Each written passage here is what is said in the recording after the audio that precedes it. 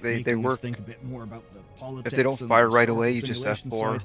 just back up in basically F4, go just back in. It's kinda fine. make us think, all right, But sometimes well, they don't that's even really track. a long-term play. Yeah. In the I didn't know near that future, back- yeah, you probably just juiced Yeah, up well, the you're in an combat eclipse, stuff so they you can't can see do you, a so you just 40K back off for like a 10, solid 15 war. I think kilometers. that's basically their plan. Does mean F4, Medieval 3 will be a and long-ass time away. join the same and server. the You near future hopefully does you seem just to click, be a click, bit more fantastic. back in, But not nearly as fantastical as and then you're back in your $100 cockpit. games. It Then you seems go to that fire and a it lot of that works. scuttlebutt Okay, didn't really then go anywhere. the And cross section, so you have to we've keep a got some beat on fun them. data Sometimes they about wander game off. prices It's fucking actually going stupid. down in Steam. And if you What do I want to do? learn Let all them about go at that, 6 just kilometers click or the video on your screen. just a as tad my bit face more? disappears. 9, 10 kilometers, they drift off. They're fucking stupid. Sometimes Oh, they yeah, work. for It's sure. actually cool. But they just like, you'll be on it and they start drifting left or whatever. You're like, what the fuck you doing, dude? There's no obstacles, dude. Well, I Yeah. know that sometimes it like foresees where the ship is going to be and they hit anyway, even though they drift left to right. Yeah. And I've been having good luck with the Perseus killing the missions with the torpedoes in him. Oh, cool idea, yeah. But it's so smushy. Like if I get overrun with fighters, I'm done. It's like a lot of ships. We'll see when they where they add armor size 3 and below doesn't do things as certain armored components on some ships. Areas anyway. Well, Gives some of you a those little higher, bit of a some of those higher missions have hammerheads in them, and those things tear me up. It's like, oh damn, you got like 4 or 5 guns shooting at you. That's crazy. I had one mission, there was 2 hammerheads, and it's like, why are my shields melting so quickly? Yeah. And even armor getting burned and scorched and whatever, that's gonna be repaired. It's gonna be expensive, so I don't know what the whole Well, it has With to their be for whole- crafting, right? If it's crafting is going to be a thing, then durability has to be a thing. Yeah, it'll make sense in the future when you can kind of do things yourself in your hangar with your own machine and different gizmos that they release to kind of give you that proprietary, a little bit more independent feel.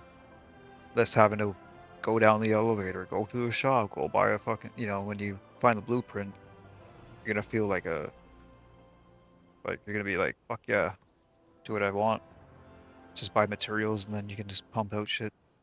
And maybe the materials will be, with economy, who knows? It's just, and you hope things will persist, that kind of thing. Yeah. That's what they're building on, I guess. They're persistent loot with persistent stuff carrying over. We're not. You can earn your cool outfits and not lose them. Otherwise, if you did lose them, you're just like, okay, well, can I have a place to hang it up, please? If people had a way to get their cool stuff back, we'd start wearing it more. Yeah, And because if light and medium armor actually had a purpose, and you just didn't die immediately like you were running around naked.